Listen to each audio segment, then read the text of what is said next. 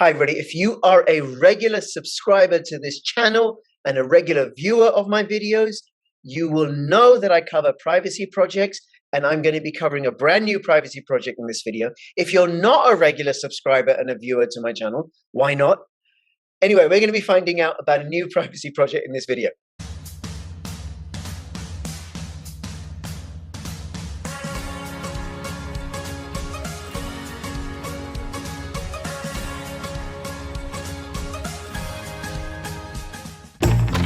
Using Wi-Fi without NordVPN could mean sharing your private stuff with more people than you think.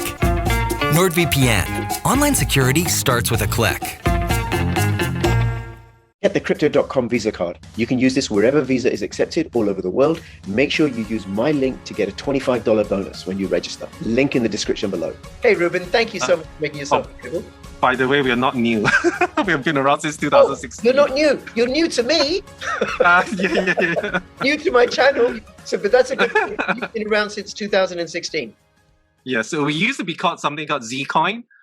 Because we were the first project to use the zero coin protocol. That's different from the zero cash protocol. It's a common misconception that we are a fork of Zcash, and that's kind of why we rebranded, because everyone was saying that we are a fork of Zcash, even though we were doing really groundbreaking research on our site. So we're like, look, you know, we have to stand on our own. Our technology really should stand on its own, and that's one of the reasons why we rebranded the Firo since like 2020. Yeah. Okay, wow. So it's a new to my channel. I've known about Zcoin because I've been covering doing videos since April 2017. So I've known about Zcoin, but it's not one I followed. I may have at some point even held a little Zcoin in 2017 or something, and then moved on. So Firo, F-I-R-O, formerly Zcoin. Reuben, you're one of the team there. Thank you so much for being here. Thank you for making yourself available. And for anybody who's watching, please subscribe, comment, like, follow me on Twitter, CryptoRich2IT, join my official Telegram announcement channel. And if you're watching this on YouTube, a couple of things to know.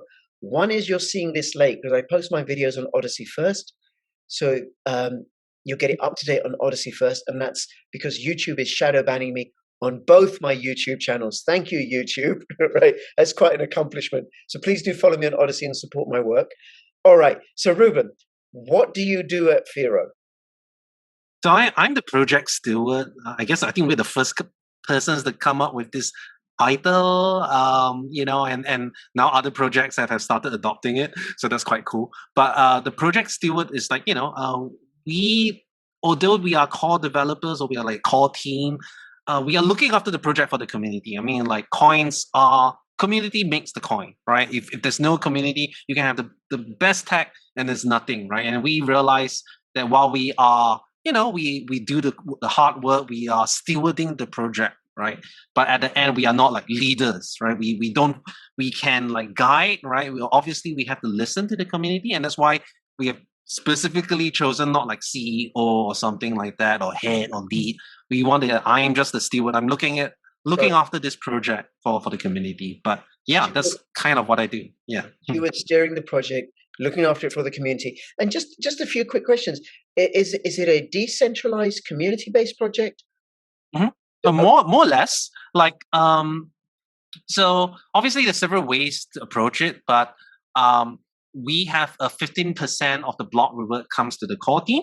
Right. Of course, that gets reviewed every 2 years. We ask the community, hey, are you satisfied? Do you want to reduce this? Do you want to remove this or stuff like that? So that's open, right? So about 85% goes towards the community, either be it through running the Masternodes or mining. So in that sense, it's decentralized. Obviously, there are some people like, oh, dev tax means you're centralized and stuff like that, which I totally understand. But I do think there are pros and cons, which we can probably talk about later. It's a more nuanced thing. Yeah, I can get the cons because anybody who's a regular subscriber to my channel will know that I'm one of the crew at Pirate Chain, and I did tell Reuben this. And Pirate Chain is a fully decentralized project, and there's no dev tax. So then the challenge that Pirate Chain has is we have to ask for donations if we want an exchange listing or something. So there's advantages and disadvantages to having some of the rewards go to the team or not. I get it. Yeah, and it's also like, this is the point, not that I'm, hitting on Pirate Chain and stuff like that, but it also had Pirate Chain, like while, there's been no pre-mine or anything like that, it did have a very accelerated emission, right? Which was also mineable by ASIC. So that was if you want to get into quibbles, you can say that's not decentralized as well. But you guys were open about it, right? They were like, this is the emission curve, you like it or not, this is what it is. While we follow more like a Bitcoin, very long emission cycle. So even though we are since 2016, we're only halfway being emitted, right? So it's not even close to 90% or something, which Pirate Chain is. So there's pros and cons, right? It does mean that, over time, it is kind of more decentralized because there's less of an early adopter advantage because, everyone has time to get to know the project and stuff like that, right? And we have been very, very big fervent supporters of GPU mining, commodity hardware mining, not ASIC based and stuff like that. So that can also be seen as another form of decentralizalization instead of having hard to get ASICs. Sure. That's why I say it's nuanced. Yeah. Just on that, right? Just to correct, and then we're going to and then we'll move on to Zcoin because I got some particular questions about that. Right? Pirate Chain uses the equihash algorithm, and it's GPU, not ASIC. Really, it's not the same algorithm as Zcash because I remember it's equihash. Komodo. It's a fork of Komodo, and Komodo's on GPU. But anyway, enough, right? So right, Zcoin, so it's a proof of work when hybrid. Hybrid. Okay, it's a hybrid. Yeah. Well. Okay, yes, that's right. Launched in 2016. Did it and just release the code, or was there an ICO? So there were two seed investors initially. It was Roger Ver was one of them. Another one, he's quite a prominent guy, but he chose to remain anonymous, and we respect that. Mm-hmm. And we didn't raise a lot of money. It was like $100,000 or something like that. And this was pre-ICO. There's no such thing as ICOs in 2016. So unfortunately, within 1 month of launch, the co-founder ran away with all the seed money. So yeah, although we raised $100,000, we suffered a huge setback because of that. Yeah. Okay. So that was how it was funded. And then what is the emission rate and the total number of coins? So it's 21.4 million. But it follows a similar cycle to Bitcoin, and 400,000 extra was because of an early bug that was exploited, and therefore there's this additional supply. But it was fully disclosed and happened within a few months of launch. So we probably disclosed it and stuff like that, but we had to add to the supply just to kind of maintain things. Yeah. Okay. And was it a fork of something or a brand new blockchain? It's a brand new blockchain. We did use something what we call the Zcoin library, which was an initial cryptographic library that was implementation of the Zcoin protocol, and then we took that, did all the implementation, did a lot of fixes, did a lot of stuff to get it to production quality, I guess. But it's not a fork or anything. We were the first coin to launch with this thing, and back then, there was something called Pivax, which was also very famous at one point, and they were using Zcoin. And for a very good part, for I think 2017, 2018, Zcoin was probably the third most used privacy protocol after RingCT and ZK Snark stuff. So it was generally successful until there was a cryptographic flaw that we found in the Zcoin protocol. Now that was a very interesting experience if you want to go down that path. But yeah, that was really interesting. Yeah. Oh my God! And was it something that undermined the privacy of it? No, it allowed inflation. And what was really interesting was we caught it so the damage was quite mitigated, but and we also disclosed this to all the other projects using Zcoin. So we actually saved a lot of projects because we could have just used it and attack it, or just kept this fixed to ourselves and just cover it up, right? But we did the right thing. We did responsible disclosure. We actually got screwed over by one of the projects who did a premature disclosure, but I think it's water under the bridge. But it was a very interesting scenario. But what actually happened is that although we could have fixed it, we were already moving to something else, which was the Sigma protocol, which removes the trusted setup requirement from the Zcoin protocol. So we're like, why fix something that we were already in the midst of moving away from? So although there probably are ways to fix Zcoin, I think Ergo uses kind of a combination. They use something called Zero Join, which combines CoinJoin and Zcoin. no one uses Zerocoin right now, with the exception of a variant being used by Ergo, which I think is a BPSAA member as well, right? Ergo? Yes. Ergo and Pirate Chain are both members of the Blockchain Privacy, Security and Adoption Line. That's right. Yes, okay. It's a bit of a mouthful. BPSAA. Okay. Now, what is so special about Firo as a privacy coin and as a cryptocurrency? Right. So I think we are one of the very few projects that are actually developing our own privacy protocol with a lot of academic rigor, right? Like, it's not just like, publish a paper and figure it out. We have audits, not only audits, we have cryptographic reviews.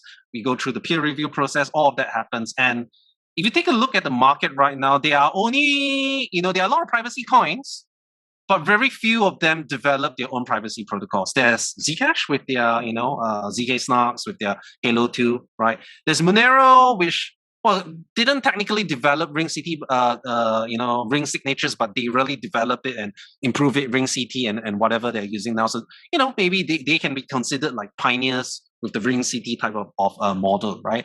And then you have the Wimble coins, right? Mm-hmm. And then there's us, right? Because they aren't really that many privacy protocols out there. And I guess having the ability to own the kind of privacy protocol in the sense that we know it inside out, right? And we kind of design it in such a way that it is much more approachable. So I think one of the things that if you think about Halo 2 is really amazing, ZK Snark is really amazing. But for example, a lot of things are very, very reliant because the protocol is so complex. It has a very heavy reliance on the ECC to put out fixes, to put out stuff, to do disclosures. Like, for example, when Zcash had a flaw in Sprout, that was live for 2 years, right? And then they only then disclosed it later, right? So, unless you kind of have a team that actually has cryptographic expertise that actually really built this stuff, you are kind of at the mercy of whoever is developing it, unless you develop your own cryptographic resources as well. So I do think that our privacy protocol, which is called Lelantus and now moving to Lelantus Spark, is actually a really interesting privacy protocol because it kind of bridges in between Monero and ZK Snarks, whereby we have very, very high anonymity sets, although probably not global anonymity sets where ZK Snarks, everything goes into this shielded pool. Actually, there is a kind of a technical limit, but most people say it's a global anonymity set. Our anonymity sets are probably in the range of 65,000, though we probably can optimize that to maybe go to 100,000, but not just yet. And what that means is that we probably have similar practical levels of privacy, though not theoretical, but it doesn't have trusted setup. It has a much, much simpler construction. It doesn't use any sort of zero, ZK circuits and stuff. It uses zero knowledge proofs, but it's very modular, like this ZK proof to hide this type of stuff, this ZK proof. So it's really modular. So there's kind of I guess you can say almost several,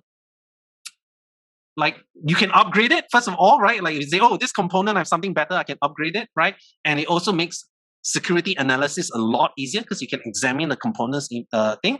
And it's also a lot, I guess it's it's like a fail safe, right? If this thing fails, there's this other stuff that still protects the privacy. So I do think that what we have, although it's quite technical, is a very competitive privacy protocol.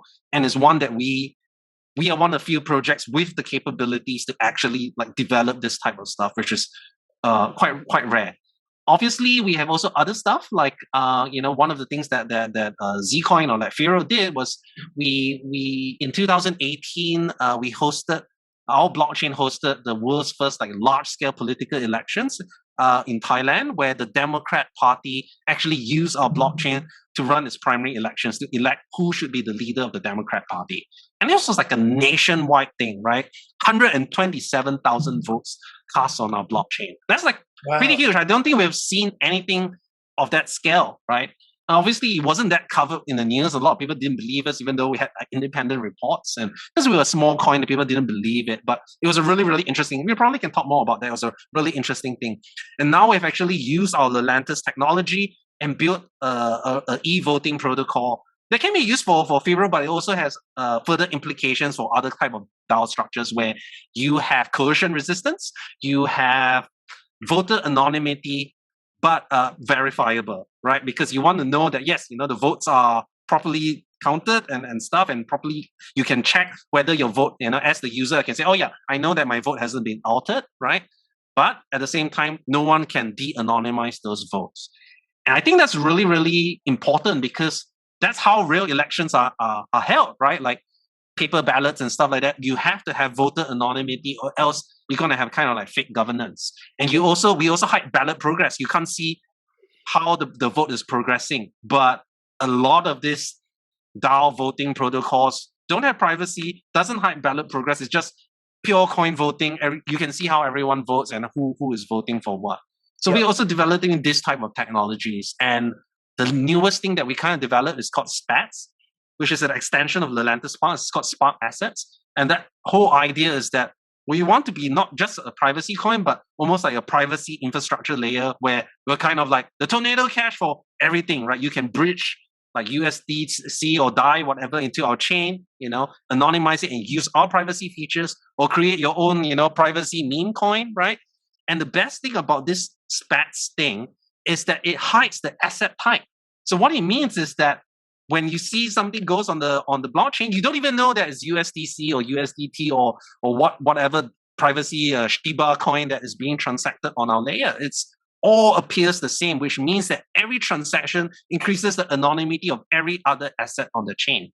So these are things that we're really we're really diving into like the really hard cryptographic guts of stuff. And I think like Firo is one of the very few projects, even though we're quite small, we have the capabilities to do this. And I think our work is actually very well respected. Like currently, like Monero, they're using they are talking about something called Seraphis, which is their scaling solution to increase their ring sizes to 128 or 256 or something like that. And a lot of the ideas behind it and the constructions actually came from Lelanter Spark. It was actually our work. That's why the things look quite similar. But yeah, it's good to see that our work has like real world, it's really affecting things in the real world. And it's actually kind of gave birth to a whole new family of coins, like even Beam, which is another privacy coin. Like Mimblewimble has this issue with what we call transaction graph protection, meaning you can see A, transfer to B, transfer to C, transfer to D. Mimblewimble isn't really good at protecting the transaction graph. So Beam took our technology, Lelanter's, and adapted it for Mimblewimble and called it Lelanter's Mimblewimble. And that is also from it's kind of spawned from our innovations as well. So I guess we're kind of like the movers and shakers in the background, having a real alternative to, ZK Snarks, Ring CD. There's nothing wrong with all this thing, but I think it's good to have diversity, because, if one stuff fails, you have other stuff to back up with. And I think there is value in having kind of simple cryptography that enables very, very high privacy and can be upgraded in the future. Doesn't have trusted setup, doesn't have any fancy moon math or anything like that. I think there is value in that. Yeah. Yes. No, I would agree with you on that. And just on the privacy, is it private by default? Mm-hmm.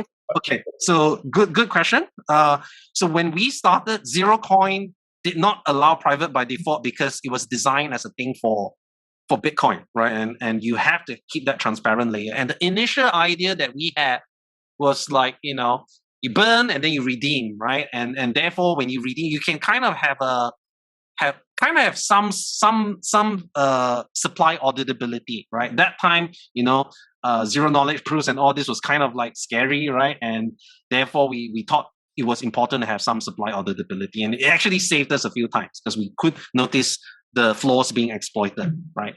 Obviously, we want most of our transactions to be moving to the privacy transactions, and that is happening in stages. Right now, all our default wallets, our mobile wallet, our desktop wallet, all anonymized by default, right?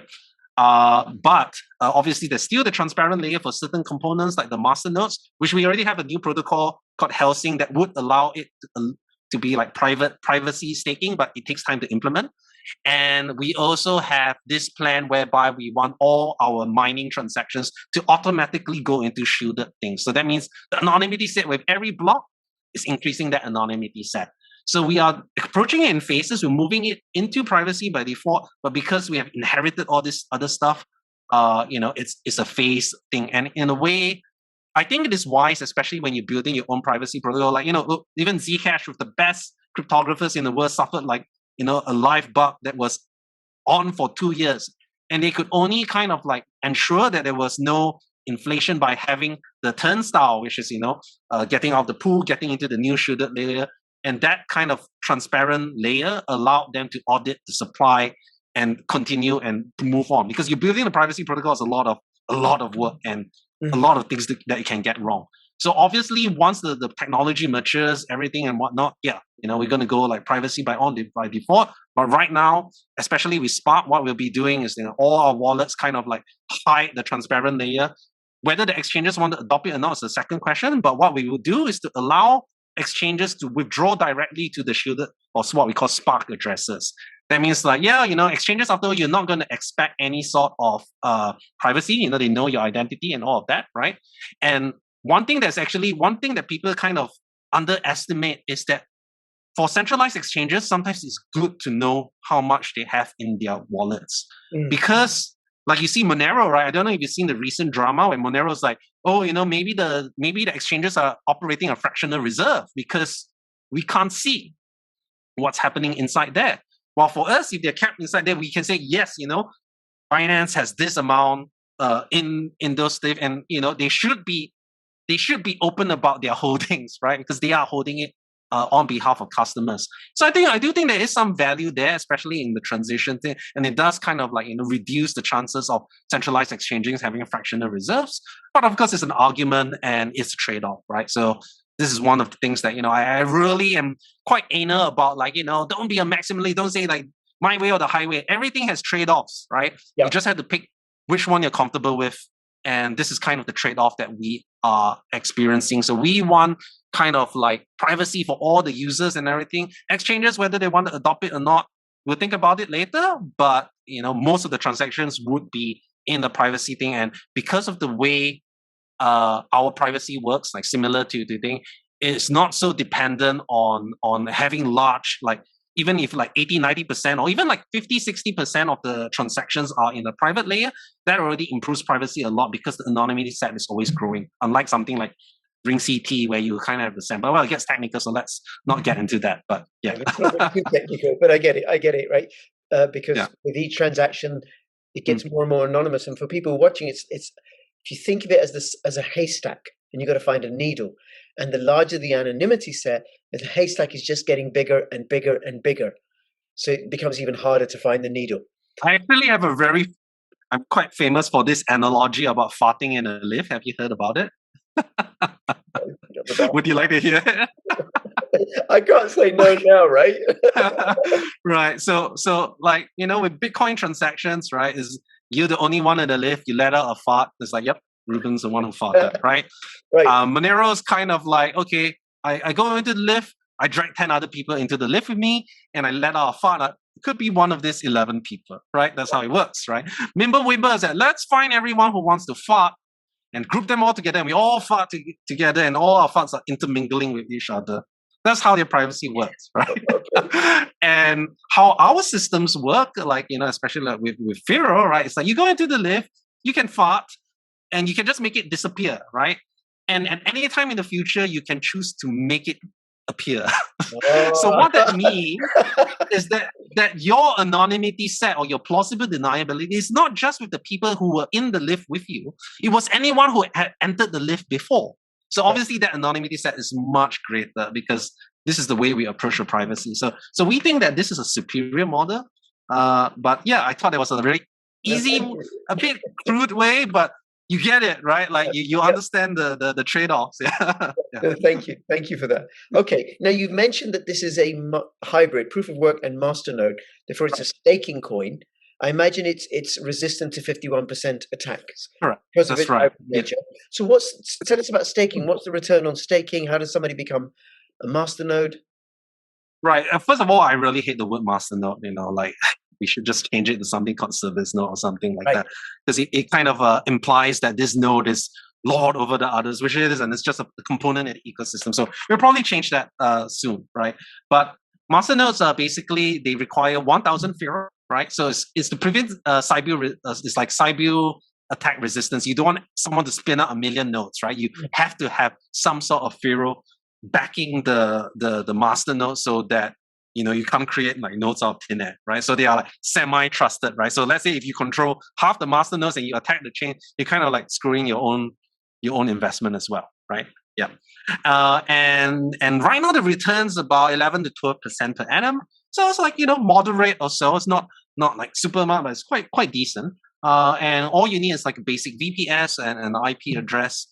You register, and the good thing about our type of like masternode infrastructure is that the collateral itself is kept. You can keep it in cold storage. It doesn't have to be exposed to the internet. You just have to do a special type of signature to show that, yes, this node is tied to my collateral. So you don't have to actually expose your collateral and put it up for risk. So that's a cool thing.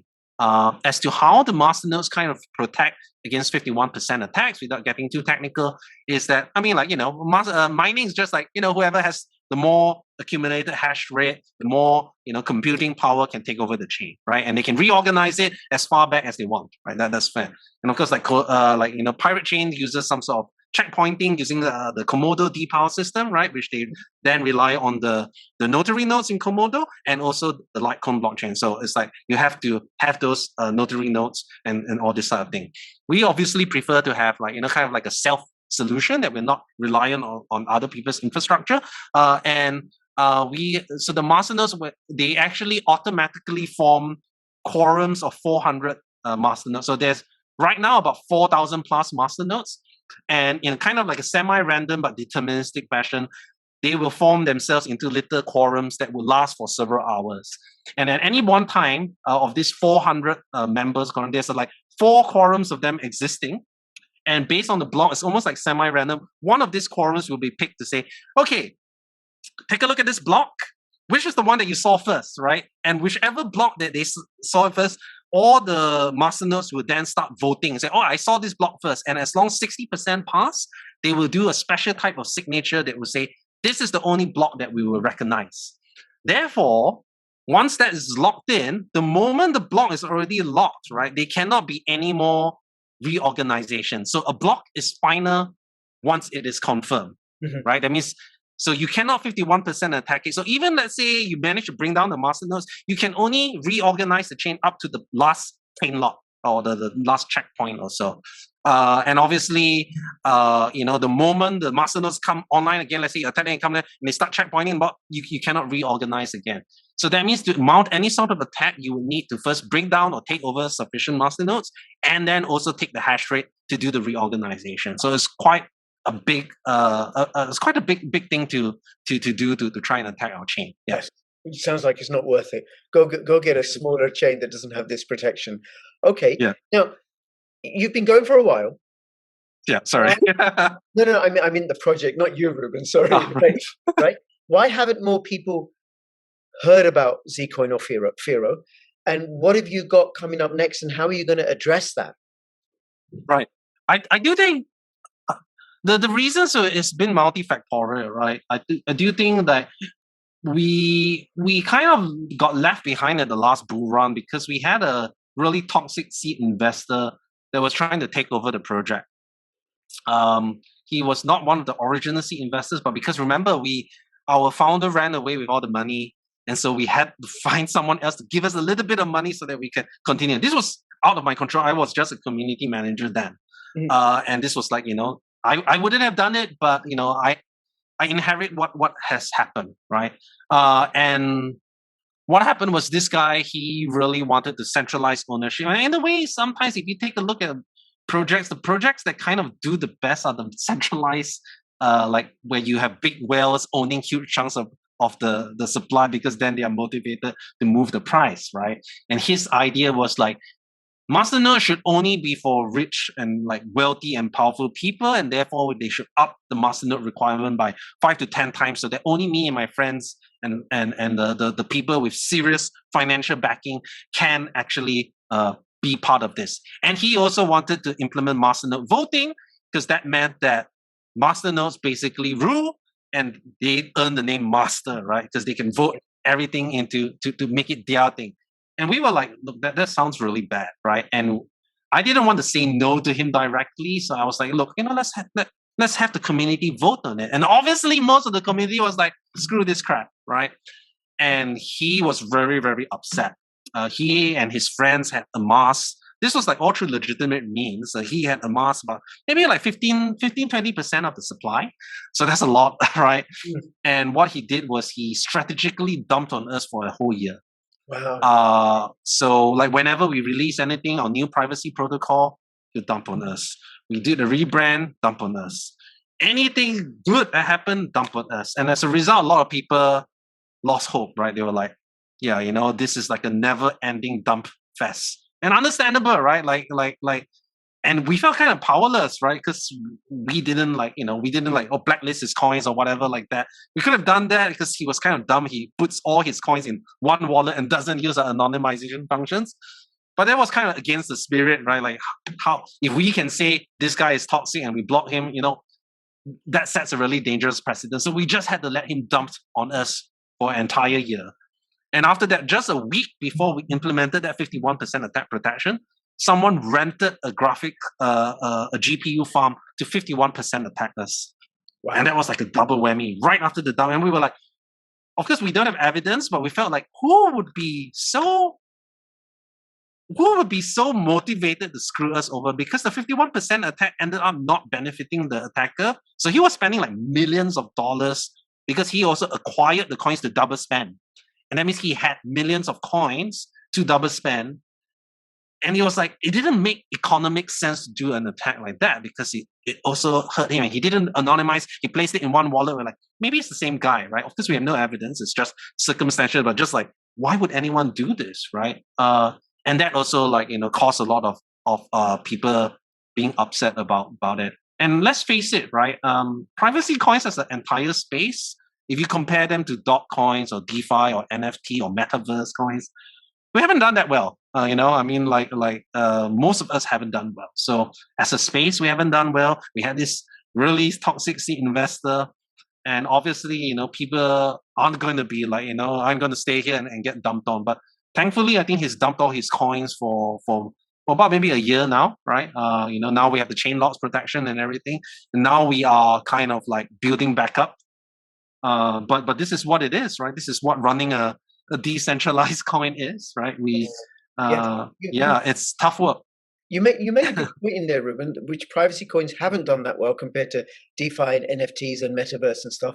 I do think privacy projects are going to have their day, given the amount of the increasing authoritarian rule all over the world. Yes, yeah. I mean, I do think that it's also going to be double-edged, right? I do think that there will be more demand for privacy. Regulators and stuff would also be cracking down on us even more, which is really important that we need much more better DEX solutions, right? Like we were one of the like initial partners and like biggest supporters of Atomic DEX. We have the branded Firo DEX, which I think Pirate Chain is also working for integration there as well. You know, I mean, like Trade Ogre is fine, you know, but it is still a centralized exchange. Obviously, it is better to have, you know, a decentralized infrastructure, and then that has been a big focus for us. So yeah, went off a bit off topic.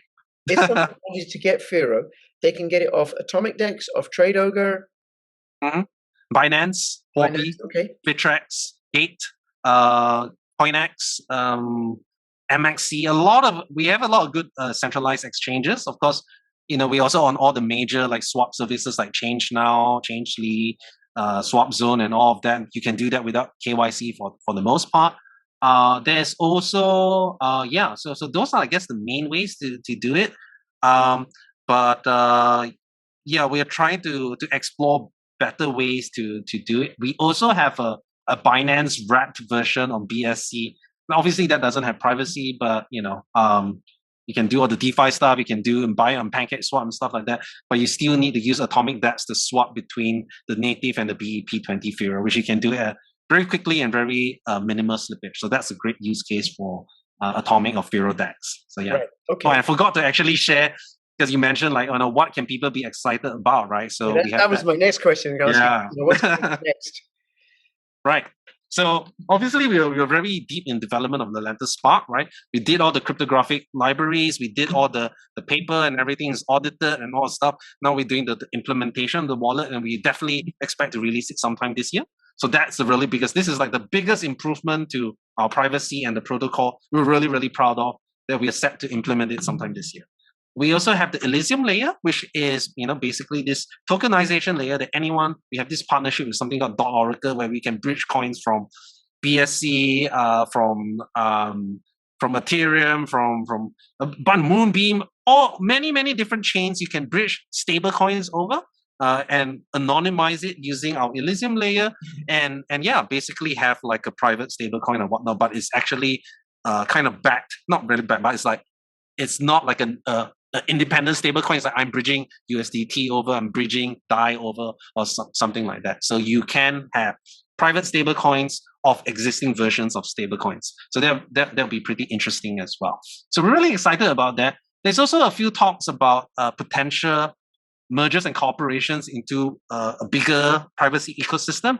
Obviously, that is a very, very big plan to have, because we're like, look, I don't know whether being a privacy coin is enough. I mean, it is really useful, and we're not going to abandon that, but it'll be so much better if we can be part of a huge privacy ecosystem, or where privacy is also a service as well, right?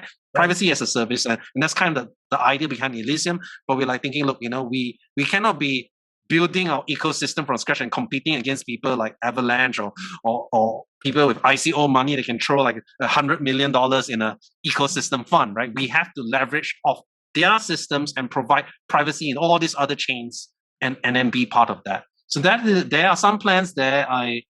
I don't have them in a very I don't have them in a way that I can disclose yet, because all of them are still in talks, right? It's not that we trying not to be transparent. It's like I want to present something that's fully fleshed out rather than just like bits and pieces. So this is why we haven't like revealed it. We have communicated this intention, but it's nothing confirmed yet. But that would be really big, and we should be starting one of the research goals under this path that would kind of show you like where we're going in the next couple of months. There is a big research on cross-chain bridges and all this sort of stuff that will be starting, and you can kind of see our vision there soon. So those are things that are really exciting. Like, Firo is not just becoming a privacy coin. We still don't abandon our roots and stuff. We still have all the good technology, the instant send, the instant finality of all of that stuff, right? Because like any transaction we send is final within a couple of seconds. So that's really good.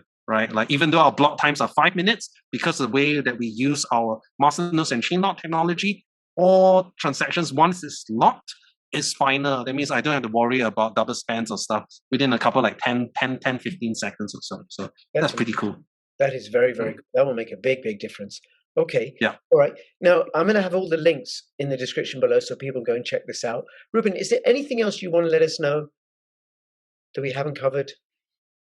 Well, of course, we talked about that Aura voting system, which we are also building a proof of concept. That we haven't figured out a way to monetize it yet, but we see it as a way to kind of build a Firo DAO, right? Like, some sort of a way that we can have a more fair governance and voting on stuff. We are still working out the actual, like, we have all the cryptographic details, but like, who should be the voters, right? What should be the quorum? These are much tougher things to solve, right? But there is an ongoing, very hotly debated poll right now on what should the allocation of our block reward be, right? Because right now it's like 50% miners, 35% Masternode, 15% to the development team. Now there's been some talk about creating a separate community fund where now the community gets rewards from the block reward and then can fund stuff on their own accord, which is quite powerful, because the core team doesn't want to be one of the problems of having a development reward is that everyone expects us to do it, right? But now we can do all the really hard cryptographic work and stuff like that. But for like promotions, for exchange listing, for liquidity provision, the community fund can be very powerful in all these type of things, and that people they can go ahead and develop on Firo. And we think that's a really good start to decentralize Firo, because eventually, hopefully, there'll be no more dev fund, it'll be just all community fund, right? And we have to take baby steps to get there and start training them, learning, and having good discourse, understanding the problems. So I think it's a very important step, and there's an ongoing poll which has about 2 weeks left, and it'll be really exciting to see how that goes. Yeah. Very good, very good. Thank you. Anything else you want to let us know? No, I think I think I've already kind of like given information overload. No, it's good because I like to think of these interviews, they are like audio-visual white papers. Nobody reads anymore, but they can really get Yes. into depth with a project. Not too technical, but then they can go and, go join the Telegram group or go, read up the stuff on the website and investigate for themselves, which I invite you all to do. Reuben, thank you so much. It's been great having you on. And anybody who's watching, if you have any questions or comments, put them in the description below. If you own Firo, or if you want to own Firo, or even if you don't own Firo, give me the ticker symbol for Firo, which is Firo, or give me any ticker symbol as a comment, because that helps my channel grow. If you're watching this on YouTube, shame on you, because you've missed it. You've missed because it was posted on Odyssey first. And also, please come and support my work on Odyssey. Follow me on Twitter, CryptoRichYT, and join my official Telegram announcements channel. Reuben, thank you so much. And between now and when I see you next, please keep filling your pockets with crypto profits. This is Crypto Rich and Crypto Reuben signing out. All the best. Bye-bye.